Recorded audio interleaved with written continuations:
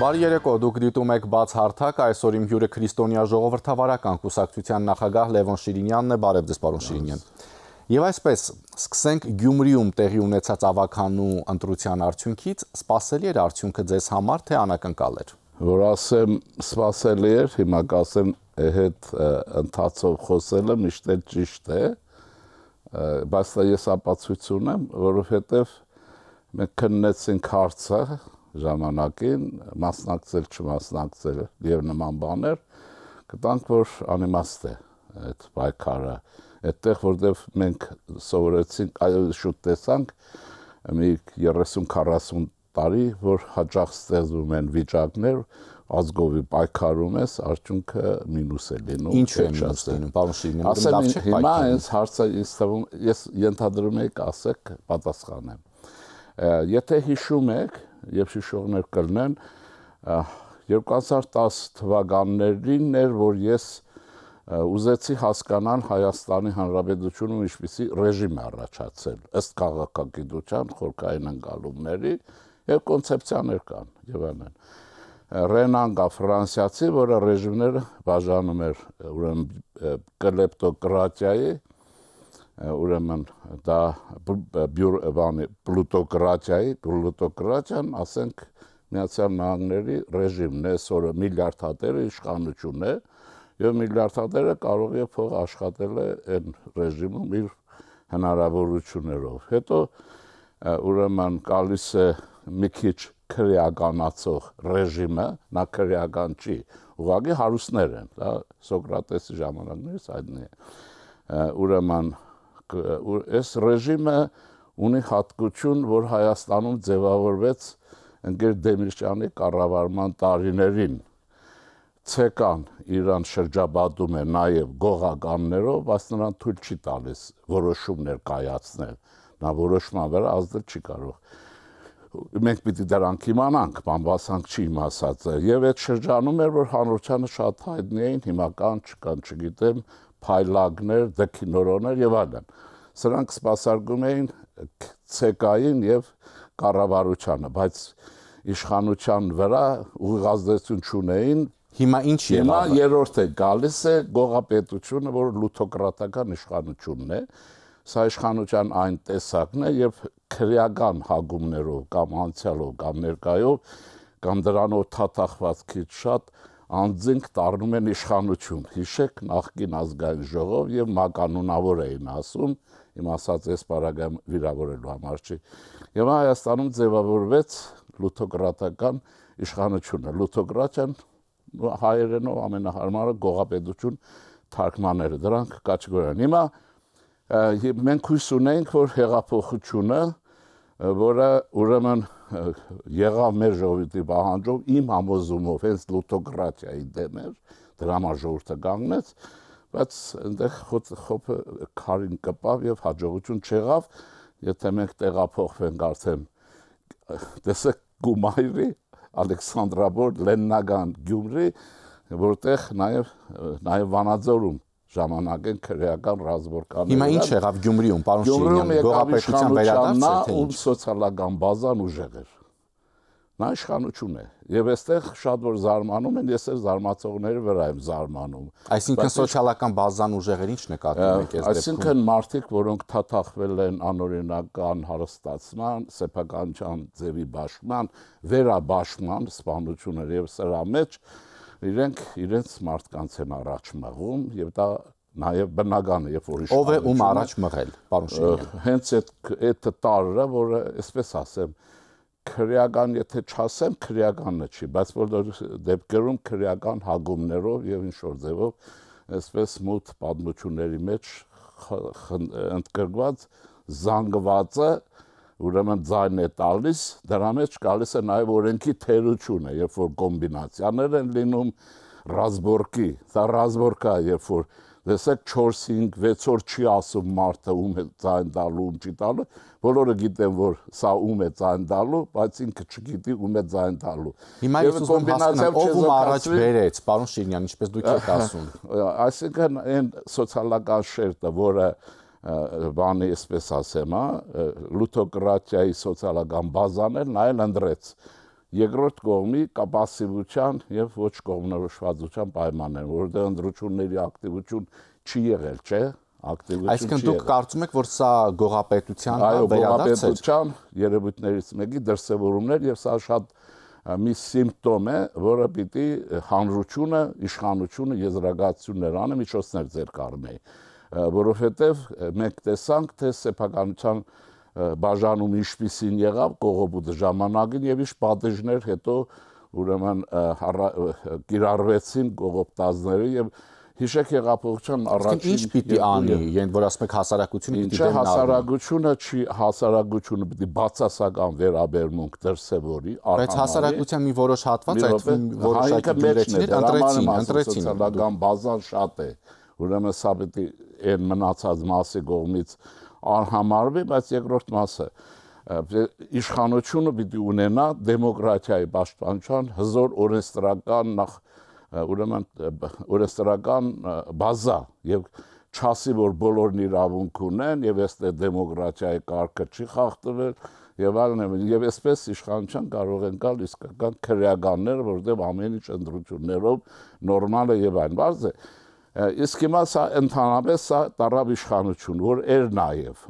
նաեւ որոշ ժամանակ նահանջել էր հիմա նայեցեք նաեւ խոսույթը սրանց քաղաքագիտական որևէ տերմին գոյություն չունի, որևէ հասկացություն քաղաքական հարաբերությունների վերաբերյալ չկա, շեֆեր որ խոսում են առաջի դեմքերը, բայց ինչ-որ բաներով, հա, պանյատյաներով, բաներով են խոսում, դա ռուսական ազդեցություն է, որտեղ արևմուտքը չունի նման բան, եւ այս պայմաններում ուրեմն այս եղավան ինչ-որ եղավ եւ շատ առանձին բան չի եղել է, ոնց ասեմ, ցուցադրությունը այն իրականության քիչ շատ, որը կար Հիմա երկրորդ մասը կա, դրա համար օրենսդրորեն դա պիտի սահմանափակել այս շարհը, ասենք մեղքը չբարձելով դեմոկրատիայի վրա, դեմոկրատիան մի խնդիր ունի, պաշտպանել ինչպես սահմանափակել։ Իրեն հենց այդպես ումքը վրա այսօր քրեական գործ կա ընտրություններին արգելել մասնակցելը, ազգային ժողովի ընտրություններ են գալիս, ովքեր սեփականության կողոպուտի մասնակից են եւ քրեական գործեր բոլորին ուրեմն եթե դատարանները չեն վերջացրել, որը մեկին ընտրություններին չթողել իրավունք զրկել ընտրական իրավունքից ինչ է պատահել եւ այսպես շատ բաներ կան քրեական է հարցերը բացել եւ այլն տեսեք առաջի դեմքերին առաջի անգամ դատում են հետո պերձնում են հետո երկրորդն է գալիս հսկամի փաստաբանների բանակով եւ այլն այստեղ կապիտալի վերաբաժանում է տեղ ունենում դատավորները վերցնում են փաստաբանները վերցնում են այդ մարդները միլիարդ դոլար որ գողացել կամ գանձագողություն արել մտքի մեջ երևի $400 նախատեսել է կաշառի 600 եմանայ, այս հարցերը, այսինքն պիտի պետություն իրեն պաշտպանի եւ դեմոկրատիան պիտի պաշտպանի։ Այսինքն եթե կան քրեական գործեր, եթե գործը գտնվում է, այսպես ասած, իրավական դիրքում, չպետք է մասնակցեն ընտրություններին։ Եվ վերջ, առանց նույնիսկ առանց բացադրության։ Եվ երկրորդը, մեր մոտ ավելի պարզ է 4 տարվա ընթացքում պատերազմից հայտնի է ովքեր են 5-րդ Շարասյան պարագլուխներն, ովքեր են Հայաստանի անկախության եւ ազատության դեմ կազմակերպում այս բումդերը կամ պայմանական բոլորին ինչ որ օրենքներ կան գիրառել եւ վերջացնել սրանք ընտրություններին չպիտի մասնակցեն ովքեր 5-րդ Շարասյան պարագլուխներին ինչպես դուք եք ասում իրենց պետք է արգելել ընտրություններին մասնակցել այո հենց իրենց եւ սովորությունը դադարեցնել ինչպես մի երջանկայի շատ պատգամավոր կար սլակավարներին ձերբակալել սլակը կարգավորողին թողելով ազատ որ նա նորից սլակավարներ շարժի եւ ինչ եղել այսինքն մենք ուզում ենք ազատ անկախ միացյալ Հայաստան ապա եթե ուզում ենք պիտի անենք եթե ուզում ենք որ այսպես շարունակենք ապրել եւ ավելի վատ կամ ավելի լավ այս պայմաններում կարելի է այդպես նաեւ այսպես բայց ես կարծում եմ այսինքն Գյումրիում տեղի ունեցածը դուք այսպես ասած համարում եք գողապետության կամ գուցե ինչ որ առումով նախկինների վերադարձ չի ասել որովհետեւ իրենք կապիտալ իրենց ձեռքին է մենք չգիտենք որ Հայաստանի Հանրապետությունում կոռուպցիայով եւ կաշառքներով բոլոր հարցեր կարելի է լուծել 100% լուծում են այսինքն ոնց են գնացել որ ըստ վերադառնան իրենք մի ժամանակ 2-3 ամիսից հիշեք սսկվել էին սպասում էին երևի կամավոր պիտի գնային քրեական հիմնարներ բայց հետո տեսա որ այս հեղափոխությունը իրենց վնաս չի տալու եւ սկսեցին ակտիվանալ Ռոբերտ Քոչարյանը հայտարարել է որ 2026-ի ազգային ժողովի ընտրություններին մասնակցելու է բավական պրագմատիկ թիմով պարոն Շիրինյան ես ասեմ քրիստոնյա ժողովրդավարական գուսակցությունը խորհրդարան է տանելու մեր ժողովրդի արժանավոր մշակութային քաղաքական հատվածին Մասնակցելու եք, այսինքն ընտրություններին։ Այսօր էլ առաջին անգամ ասում եմ, ես փորձելու եմ առաջացնել քրիստոնյա ժողովրդավարական ուրեմն այն համախումբը, գուսակցություններ կամ գուսակցությունները, որոնք իրենց մշակույթից են գալիս, որոնք իրենց պատմությունից եւ ես դա լինելու է։ Հիմա մասնակցելու ենք եւ այնպես որ իր ասածը չի, որտեղ փող չի շարժվելու եւ շատ բաներ չեն շարժվելու, բայց իրավապահ մարմիններից պահանջել ենք տեղում ձերբակալել բոլոր նրանք, ովքեր որ գումարի եւ այլնի շարժեր կանեն։ Հիմա այսինքն հեղափոխությունը պետք է շարունակվի։ Հիմա տեսեք ինչ եմ ասում, մենք այստեղ ունենք մեծ հնարավորություն հայերս եւ դա իմ էգոիստական բան չի ասելիքս։ Ես կարծում եմ, որ եթե ինձ հաջողվի դա անել, մենք խորհրդանում կունենանք քրիստոնյա ժողովրդավարական ֆրակցիա, որի արմատը մեր եկեղեցու դավանանքի փիլիսոփայությունն է եւ եկեղեցիների, որը լայն կոնտակտների մեջ կմտնի եւ մտնում է Գերմանիայի քրիստոնյա դեմոկրատական կուսակցության հետ, Միացյալ Նահանգների հանրապետական կուսակցության, որ իրենք հետ արժի համակարգը եւ Ավստրիա եւ այլն։ Եվ մենք քրիստոնյա ժողովրդավարությունը ձեզ առաջարկում է գնալ դեպի լույսը, առաջագործությունը, մշակույթն ու քաղաքականությունը։ Եվ կարծում եմ դա լինելու է 2026-ին դեպի լույսը։ Այո։ Խաղաղության համաձայնագրից խոսենք, պարոն Շիրինյան։ Տեսեք, Հայաստանը հայտարարեց, չէ, որ համաձայնեցված է խաղաղության համաձայնագրի տեքստը, պատրաստ է ստորագրել, բայց այդուամենայնիվ մենք տեսնում ենք, որ դրանից հետո Բաքուն պարբերաբար ապատեղեկատվություն է տարածում եւ նաեւ խախտեց հրադադարի ռեժիմը։ Այսինքն Բաքուն պատրաստ է ստորագրել այդ նույն խաղաղության համաձայնագիրը։ Ես կարծում եմ, մեր հայտարարություն անողներն ավելի լավ գիտեն դա, քան որևէ մեկս, բայց մենք պետք է շարունակենք այդ գիծը, բայց հետեւյալ ընկալումով, որ հասկանալով, որ խաղաղության պայմանագրերը կնքվում են հավասար հզորությունների միջև։ Մենք անհատապես Ադրբեջանի հետ առայժմ հավասար չենք, չնայած ռազմատեխնիկական մասը աճում է, դրա համար են մի քիչ լռել են, երբ որ այս հավասարությունը երկուսը միասին չունեն, դա կոմպենսացվում է միջազգային հարաբերություններում, օտարի ճնշումներով, այդ ճնշումներ չկա, առայժմ չենք հանրապետական կուսակցությունը ոնց որ թե չի բամփում Ադրբեջանի իշխանության գլխին։ Հիմա դա պետք է շարունակվի։ Ես պատմական մի զուգահեռ ասեմ, եւ որը բան չկա, հիմա չպետք է վայնասու, բա գիտեք, պետք է եւ այլն։ Ոչ բան չկա, նորմալ է դա։ Ադենաուերը ուրեմն 46-ին երբ Գերմանիան ստեղծեց, երթվում էր, որ իրենք Հիտլերից այնպիսի օրինակ են ստացել, որ Գերմանիա բանակ չպետք է ունենա։ Չպետք է ունենա, մինչև 49-ը կարծեմ 50 թվեր մի օր էլ իր զեկույցներից մեկն ասեց, որ ասեց Բունդեսվերն արդեն պատրաստ է Գերմանիա պաշտպանելու։ Երթվում էր, հայտարարում էր, բանակ մեզ համար աղետալի է, Հիտլերը ցույց տվեց եւ այլն։ Մի օր էլ վեր ասեց, գիտեք արդեն մարդիկ շշմել էին, ռումբեր պայթեց աշխարհում է, Բունդեսվերը պատրաստ է Գերմանիա պաշտպանելու։ Հիմա, պարոն Շիրին, այսինքն հիմա Հայաստանի եւ Ադրբեջանի դեպքում նույնն էլ Եթե ինչու Ադրբեջանը խառնվել իրար։ Ադրբեջանը խառնվել է իրար երկու պարագայով, ինքը Պակիստանի հետ միջուկային հավանաբար համագործակցության հարցեր փորձեր է անում,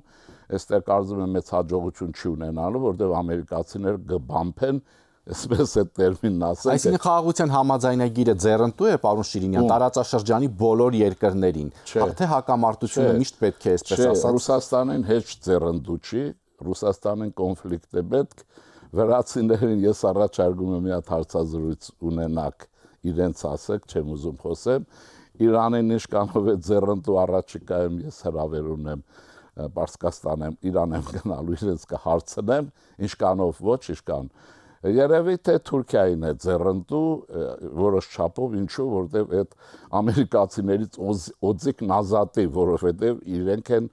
ըստ ռուսական կողմի հայերին այս վիճակի մեջ պահող եւ այլն։ Մնացածներին մեզ ձեռնտու է թե չէ, մեզ խոսույթն է ձեռնտու, երկար շարունակելը բանակի պետության վերակառուցում շարունակելու բարագայում, մինչև այդ հավասարություններ կառաջանան եւ կառաջանան։ Այսինքն մեզ ձեռնտու է, որ մենք պարբերաբար հայտարարենք պատրաստակամություն Ադրբեջանին հայտարարենք իրականում չի ուզում խաղաղություն եւ անընդհատ ասենք պարոն Թրամփ։ Ես ոնց հասկանում ձեր խոսքից Բացի Հայաստանից եւ Թուրքիայից ուրիշ որևէ մեկին Ռուսաստանի Թուրքիան էլ պայմանագիր Ռուսաստան չի ուզում կատարել ճշնամ։ Ռուսաստանը սիրելիներ, հայեր, ես ռուսներ ներողություն, նաև որտեղ այսպես ռուսներին։ Ռուսաստանը Հայաստանի պետության ողերիմ թշնամին եղել է այն օրվանից, երբ որ Մադրասի մեր իմաստունները գահը տարան ցարին եւ հույս ունեցան, որ Խաչապաշտ Ռուսաստանը կօգնի։ Ու դրանից հետո պետության մասին մոռացեք։ Քանի որ Ռուսաստանից խոսեցինք, ես հիշում եմ, որ տարիներ շարունակ, երբ այսպես ասած մեկնարկեց ռուս-ուկրաինական պատերազմը, դուք եւ շատ այլ քաղաքական գործիչներ, քաղաքագետներ հայտարարում էին, որ Ռուսաստանը կործանվում է, Ռուսաստան չի մնալու։ Հիմա մենք տեսանք վերջերս Միացյալ Նահանգների նորընտիր նախագահը հայտարարեց, որ ռուսները չէին ցանկանում կործանել Կիևը, եթե ցանկանային, կանեին դա։ Ռուսաստանը Կիևը հրթիռակոծել է իր ուժերի 20%-ի չափով, եթե ուզեր կաներ 100%-ի չափով։ Ուրեմն տեսեք ինչ կա, դա ռուսներն են հայտարարել։ Ես եզակի քաղաքական գործիչ կուզենամ մնամ, որ կշարունակեմ նույնը պնդել։ Հիմա ասեմ ինչն է հարցը։ Ռուսաստանի տնտեսական աճը զրոյական վիճակի եկել։ Եթե Աստված տա, որ ուկրաինացիները չվհատվեն, շարունակեն, ուրեմն կռվելը, ուրեմն հաղթելու են։ Ուրիշ տարբերակ չկա, Եվրոպան չունի տարբերակ, քան դրան չգնա, ուկրաինացիներին չօգնի։ Այստեղ ուրիշ բան կա։ Հանրապետականները երբ ռեժիմը փոխվեց այնտեղ, կուսակցությունը հիմա Ռուսաստանին Թրամփը կփրկի այն ժամանակ, երբ մահվան փրփուրը բերանից կգա։ Անգլիական, գիտեք, քաղաքականության սկզբունքն այսպեսին է. սառնասրտորեն հետևում են կռվող կողմերին եւ օգնում են թույլին եւ մեռնողին այն պահին, երբ այլևս ի վիճակի չի մեռնողը կարգին շարժում էր անելու, իսկ այն հակառակորդ լրիվ թևաթափ եւ ուժաթափ է եղել։ Բայց Կիևից են նաեւ պարոն Շիրինյան, Կիևից բարբերաբար հնչում են այսպիսի հայտարարություններ, որ Կիևը Ռուսաստանի կողմից օկուպացված տարածքները կհամարի ժամանակավորապես օկուպացված, նույնիսկ եթե հիմա բավարար ռազմական ուժ չունենք տարածքներն ազատագրելու համար, մեր տարածքները չեն վաճառվում։ Արդյոք սա արդեն որոշակի զիջումներով հայտարարություն չի։ Դա զիջում է Ռուսաստանի հանդեպ, չի, դա Թրամփի հետ խոսակցություն շարունակել։ Բայց ստացվում է, որ Ուկրաինան էլ է, չէ՞, արդեն զիջողական հայտարարություններ կրվելու։ Այ Արցախը, եթե այդպես մտածեր, Արցախը մնացել էր, չփախնեին, ղեկավարության մասին է։ Ուկրաինան տարբերակ չունի, Ռուսաստանը զրոյացնելու է ամեն ինչ։ Ես ասեցի ամերիկացիներն էլ այս պարագայում, Ռուսաստանի վիճակը շատ ավելի բարդ է, քան կարելի է տվալ։ Տնտեսականը նախ չկա եւ այն տնտեսությունը մեկին կարող է ասել կամ ուրիշի անգամ կամ խոսենք։ Եթե այս պայմաններում Ռուսաստան ամբողջովին թեքվի, հա, դեպի Միացյալ Նահանգներ, որ փորձում է այդ ճանապարհով լուծել, նա ինքը չի կարողանում։ Ուրեմն իմացեք, որ Սի Ցզինպինը մորթելու է եւ մորթում է։ Որովհետև Ռուսաստան ամբողջովին այսօր կախյալ վիճակում է Չինաստանից, էլի տնտեսապես, բարոյապես, ֆինանսապես, յուանը հանես Ռուսաստանը։ Բայց նաև լարվում են Միացյալ Նահանգներ Եվրամիություն հարաբերությունները, պարոն Շիրինյան։ Գիտեք ինչ, աշխարհակարգի հզորությունների շատ եմ ասել, միջև բալանսի այսպիսի շարժ է գնում, հզորությունները փոխվել են, Ռուսաստանը անգում է գնացել, տեղերը փոխվում են, մեկը բարձրանում, մեկը։ Այսինքն ստացվում է, որ Թրամփը, այսպես ասած, խառնեց բոլորի խաղաքարտերը։ Միացյալ Նահանգների հզորության փոփոխությունը խառնեց բոլորի հաշիվները։ Հզորության անգումը, որը իրենք բացադրում են շատ արտաքին ինվեստիցիաներ անելով եւ այլն եւ վերադառնալով, բոլորի համար անակնկալ էր, բոլորի համար անհասկանալի, բայց ովքեր որ Միացյալ Նահանգներից այսպես ասեմ, Սփայքմենին գիտեն, ստրատեգիայի մասին եւ Ամերիկա, Բժեզկի եւ նրանց համար զարմանալի բան չկա։ Այսինքն դժվար է զարմանալի չի, որ գիտուն են շատ, բայց այդ process-ները այդպես են։ Աշխարհակարգը մետա այդպիսի փոփոխության է ենթարկում, գլխավոր տերության վիճակը այդպիսին է, նա վերակենտրոնանում է, Չինաստանն էլ արագ տեմպերով հրադադար կլինի Ռուսաստանի եւ Ուկրաինայի միջև։ Ռուսաստանը եւ ռուսները որպես նագլիկով թուրքերի նման անդկատ կփոխտեն խփել այդ ժամանակ, բայց այստեղ ասեմ, որ ուկրաինացիներն միամիտ չի, որովհետեւ լավ գիտեն իրար, որովհետեւ նույն ցակումն ունեն, այնպես որ այստեղ հավասարարժեք, այստեղ հայերն ու թուրքերը չեն, էլի, կամ ղարաբաղցիներ, թուրքեր եւ հայերը, Ղարաբաղցի եւ Վերնախավը նկատում են, դա բոլորին ուրիշ է, բոլոր իրար լավ գիտեն եւ հայտնի է նաեւ ուկրաինական բանակի մարտունակությունը աշխարհում։ Կարող եմ ասել այսօր առանց Միացյալ Նահանգների աջակցության անգամ կշարունակեն։ Որովհետև հիմա տարբեր սցենարներ են պատտվում, այդ թվում որ մինչև մայիսի վերջ խաղաղության համաձայնագիր։ Այո, հարցը այսպես է։ Ուրեմն ուկրաինական բանակն այսօր Եվրոպայի ամենաուժեղ բանակն է, որակապես ստրատեգիայի իմաստով եւ սպայական կազմի կառուցվածքով։ Մերձագետ չունի եւ արևմուտքին դա ծեր է տալիս եվրոպական հատվածին։ Միացյալ Նահանգներին դժվարանում եմ ասել խաղաղություն ձեռնտու է թե չէ։ Ընդհանրապես խաղաղություն ոչ մեկին հիմա ձեռնտու չի, բացի մեզ, որ այս նեղ վիճակում ենք։ Շնորհակալություն։ Խնդրեմ։ Հիշեցնեմ իմ հյուրը Քրիստոնյա ժողովրդավարական կուսակցության նախագահ Լևոն Շիրինյանն է։ Շնորհակալություն ուշադրության համար, հաջողություն։